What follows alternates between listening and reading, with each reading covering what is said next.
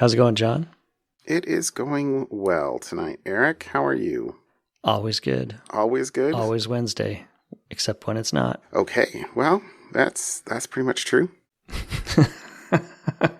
Yeah. Weather today was sure wonderful. Wish I'd been able to be outside a little bit more. But yeah. It's not supposed to be this warm in April, I don't think.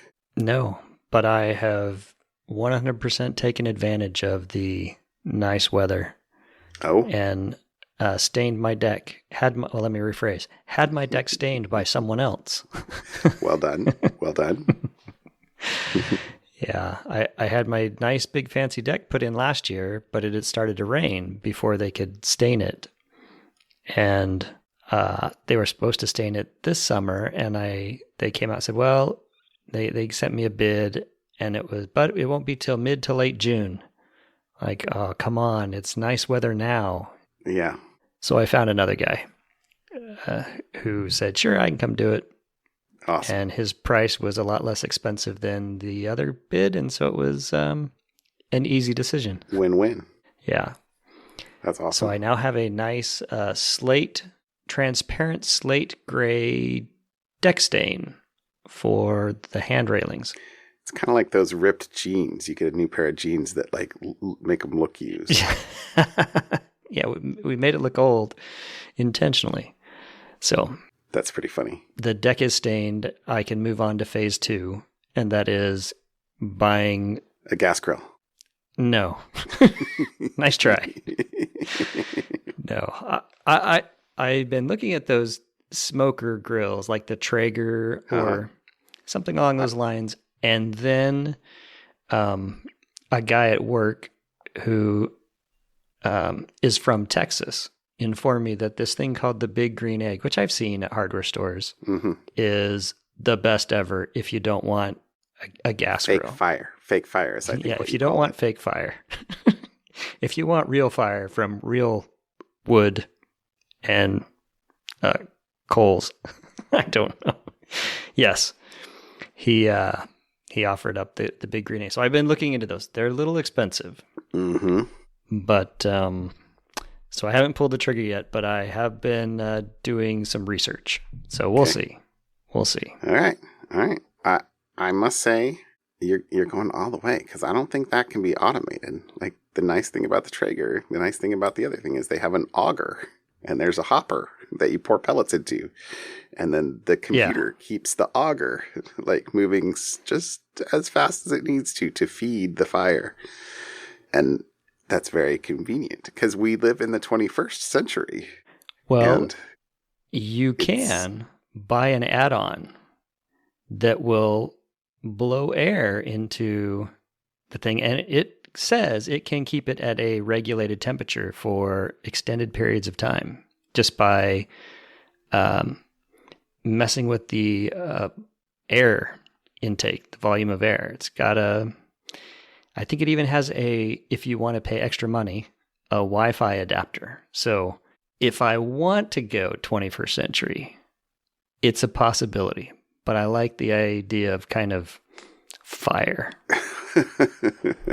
Well, my suggestion to you is get a Traeger and then get a fire pit. But well, for the price of the Big Green Egg, I probably could get a smaller Traeger and the Weber kettle, which is what I currently have and I really like.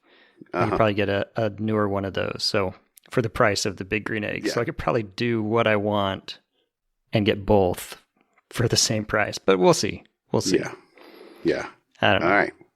Well, I look forward to hearing your grilling adventures later this summer.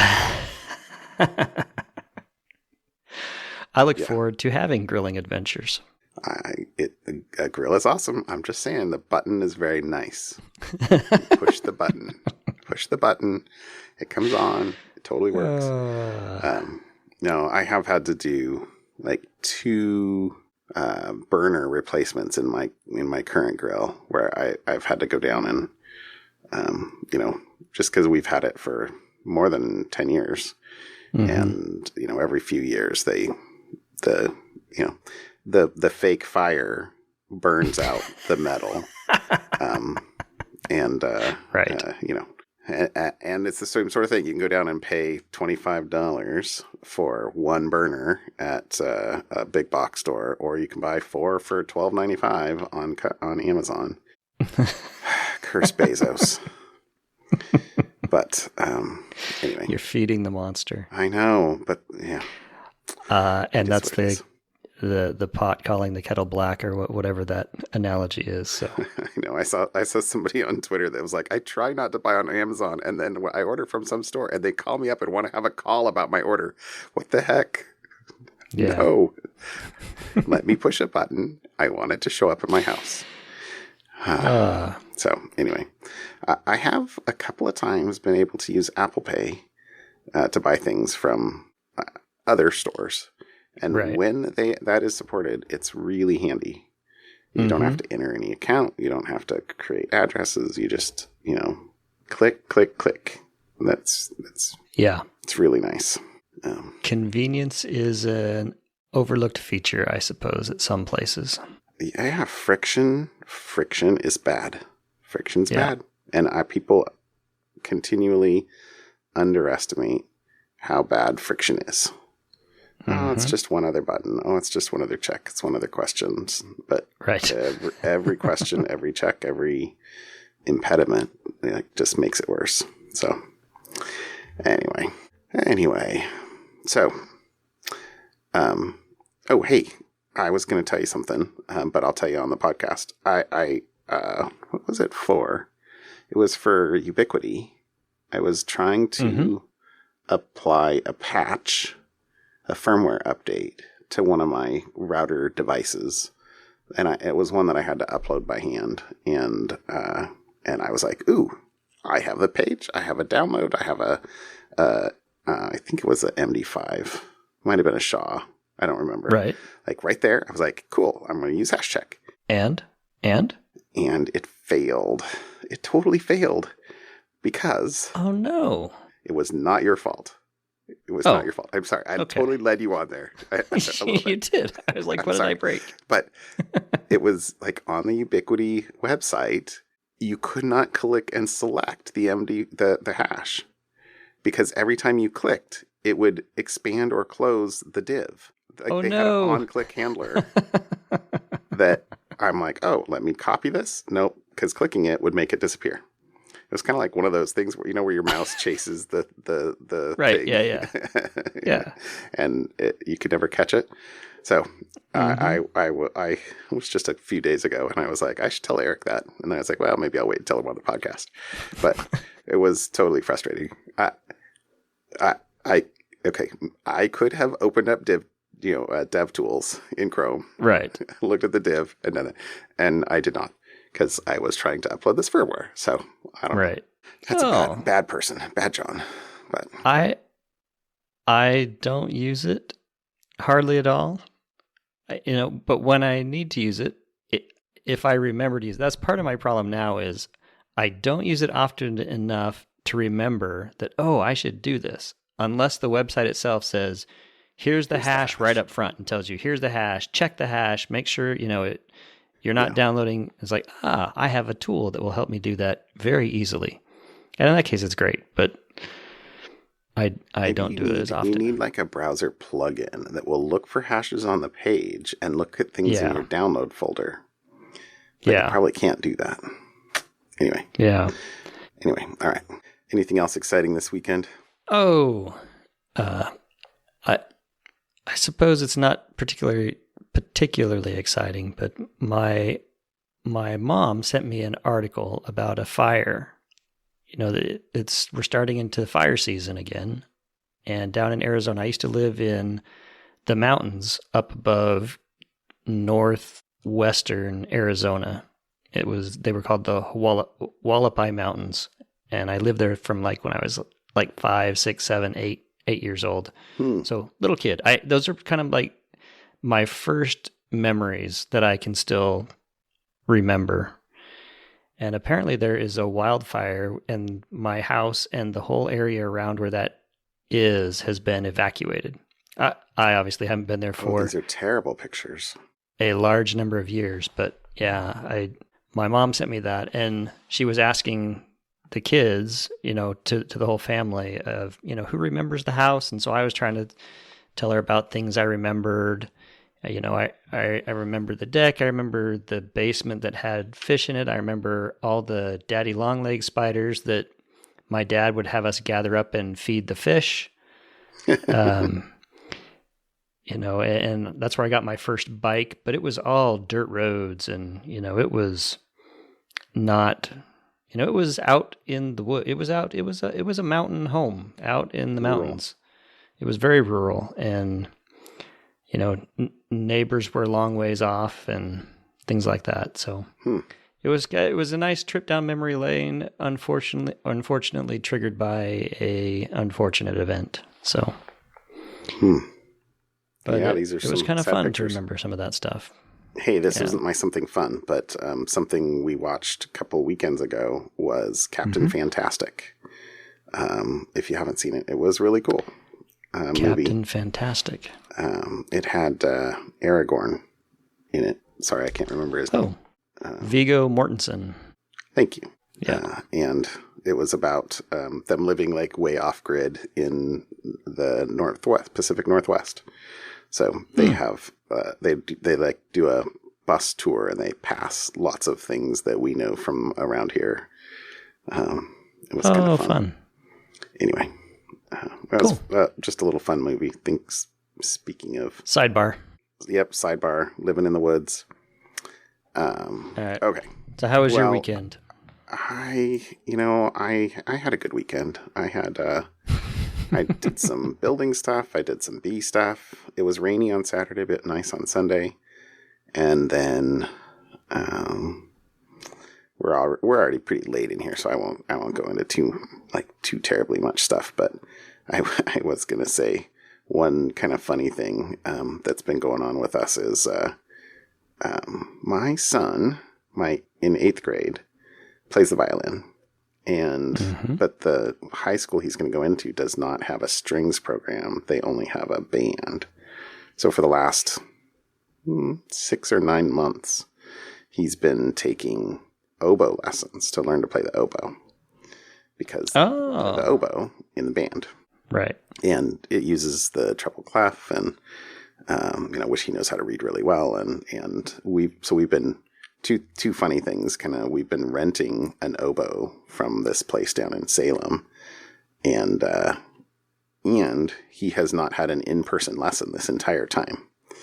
Which just tonight, a couple hours ago, he had his first in-person lesson, where it's a college student learning music major who's now fully vaccinated, and so they came over and did two things. It was amazing to hear like a lesson in person where they could both play the oboe at the same time. And Zoom is just so terrible for music. Yeah. It was so nice to hear. But then the other thing is oboes are really expensive, and we didn't know what to do. So we were like, we're just going to rent one for a while, see if he sticks with it, and then we'll figure it out. Right. And then, his teacher's teacher, his grand teacher, found a used oboe, had fixed it up, and basically I don't know if we got a deal on it. I have no way to compare, but it was the sound difference between the thing we were renting and the one that he brought over. This was the other reason he was coming in person, was to try this out and for us to decide, are we going to go buy this or not go buy this, or are we going to buy it, which we did. But it was really kind of cool to hear the difference. And the student teacher was like, I didn't quite realize how bad the other oboe was. And Andy was like, well, now I have no real excuse that I can't make good sound coming out. Because you can't blame it on the oboe now. Can't blame it on the instrument anymore.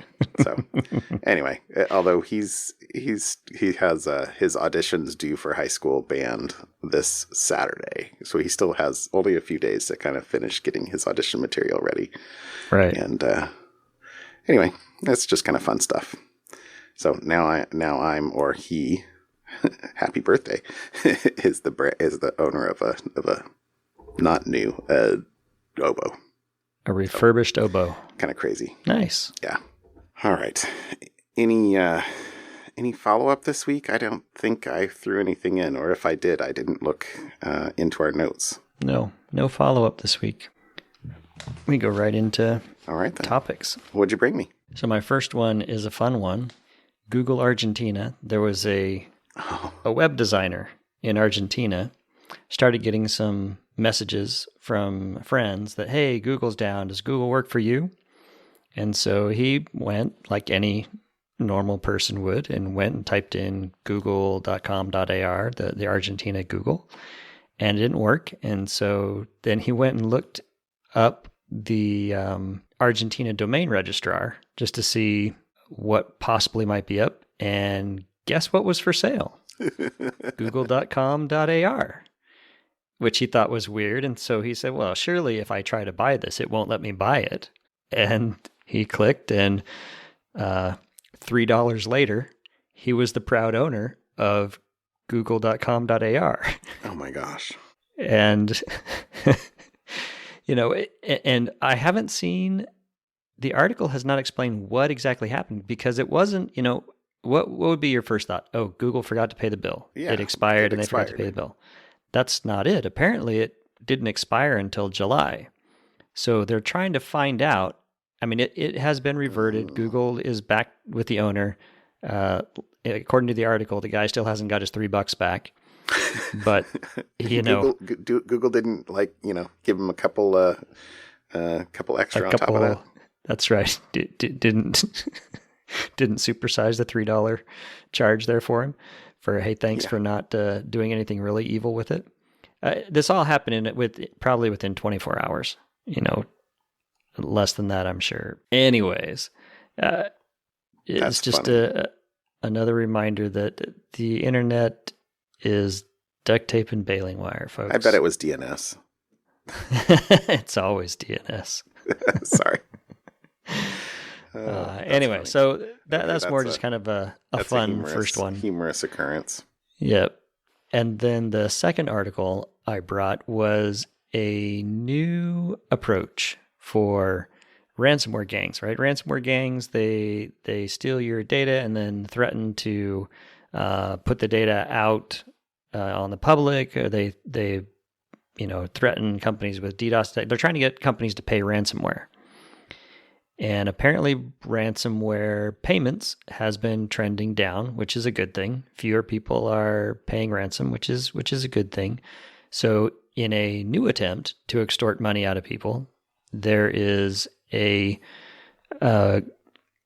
ransomware gang who has decided that they are going to try to sell to crooked market traders in the stock market advanced knowledge that, hey, we have hacked such and such a firm, such and such a place, and we're going to go public with it so that they can short the company's stock price and, make some money off the initial negative press or negative impact.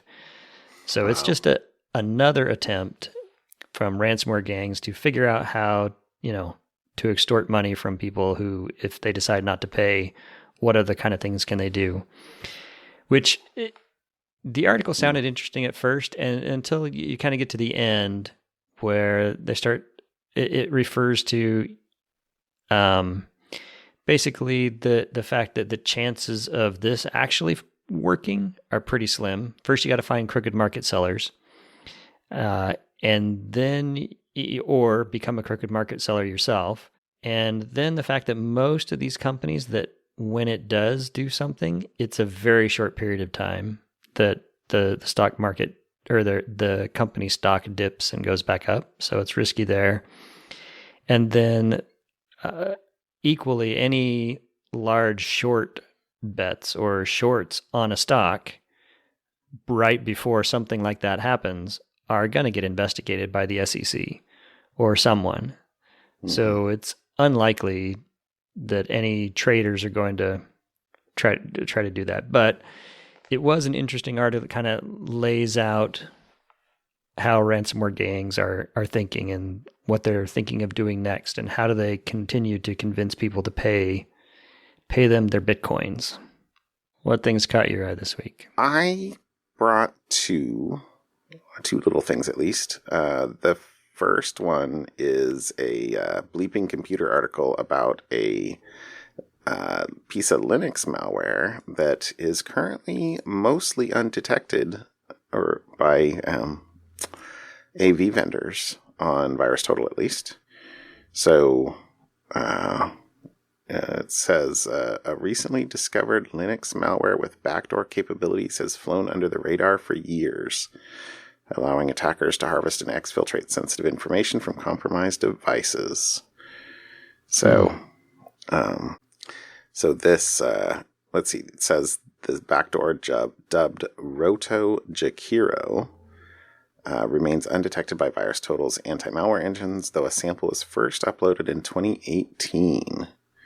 So, interesting that it is Linux, interesting that it's still mostly undetected, interesting that it says at the functional level, RotaJakiro, was that the name of one of the characters in Spirited Away? Jakiro. Anyway. Sorry. Anyway, it says RotaJakiro first determines whether the user is root or non-root at runtime with different execution policies for different accounts, then decrypts the relevant sensitive resources using AES and rotate for subsequent persistence, process guarding, and single instance use. Which, okay, but, having encrypted resources that you only decrypt, is, I don't think, terribly uncommon. But, and then finally establishes communication with command and control and waits for the execution of commands issued by the C2. So it says there are a total of 12 functions supported, but 3 of them are related to the execution of specific plugins, and the researcher here, 360 NetLab, is yet to discover the creator's true intent due to lack of visibility when it comes to the plugin. So clearly they don't have enough info here. It's not like they are forensics on a known system or something like that at this point. It looks to me as if they found one example and then used VirusTotal's pivoting capability to find some others and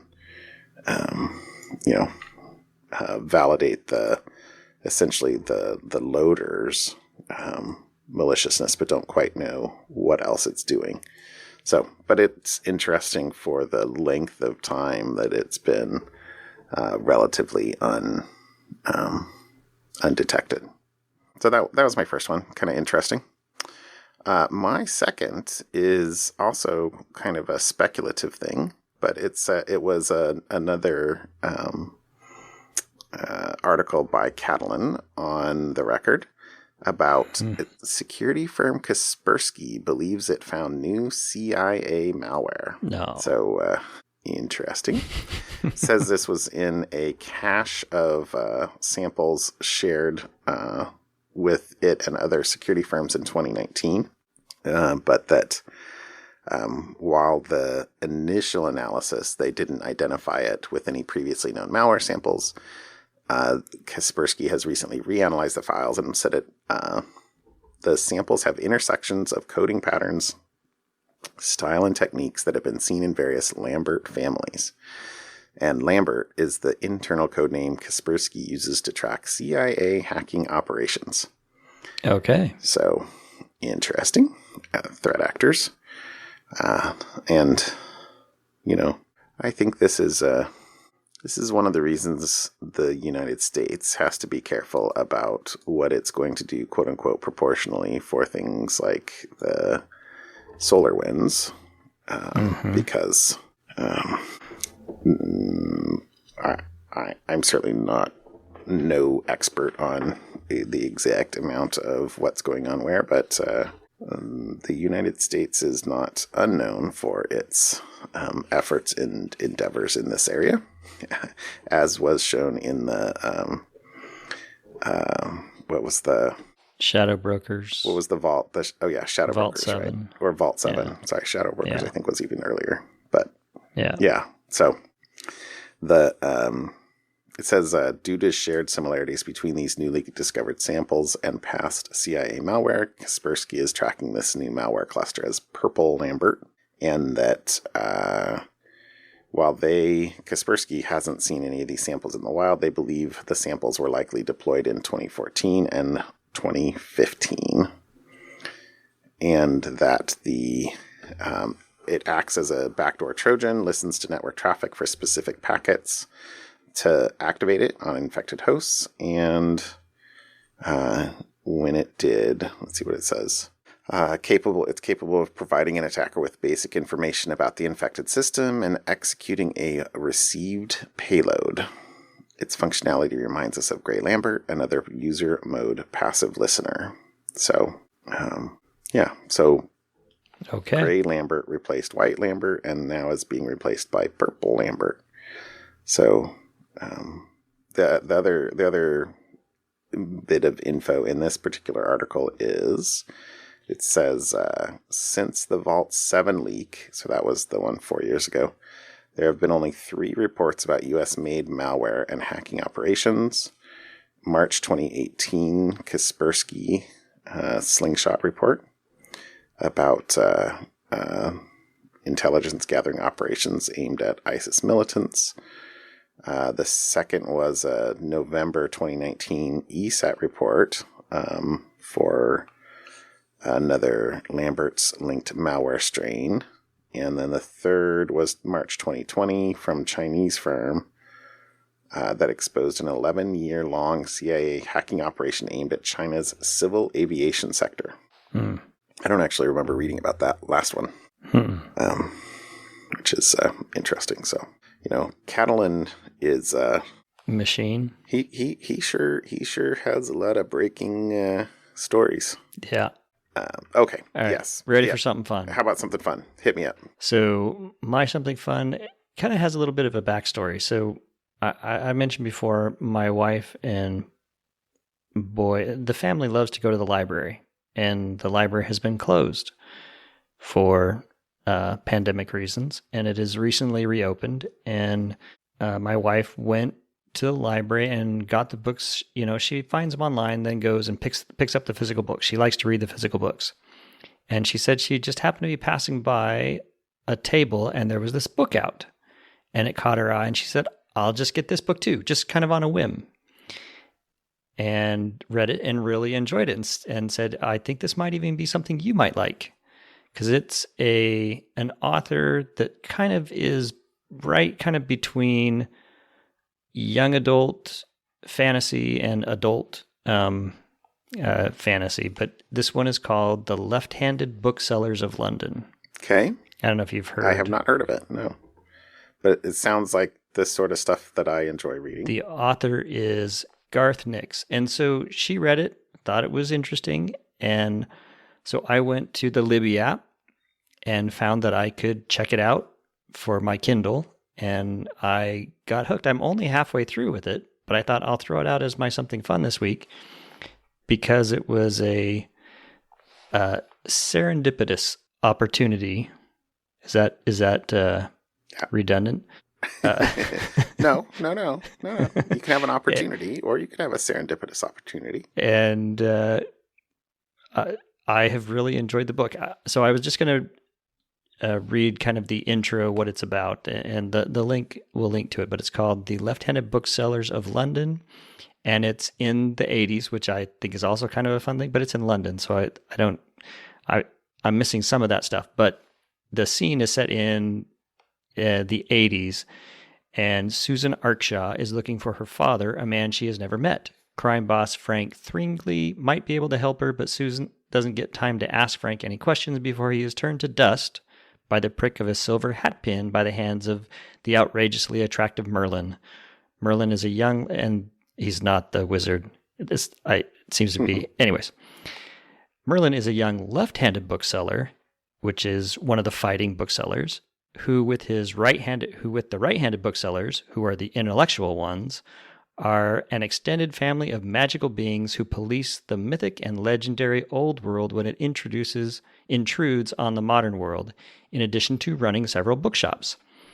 Susan's search for her father begins with her mother's possibly misremembered or misspelt surnames, a reading room ticket, a silver cigarette case engraved with something that might be a coat of arms. Merlin has a quest of his own to find the old world entity who used ordinary criminals to kill his mother. He and his sister, the right-handed bookseller Vivian, tread in the path of a botched or covered-up police investigation from years past. They find this quest strangely overlaps with Susan's. Who or what was her father? Susan, Merlin, Vivian must find out as the old world erupts dangerously into the new. It's unique enough that I can't place it to any.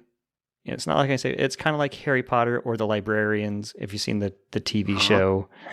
It's got its own little thing going on, which is kind of fun.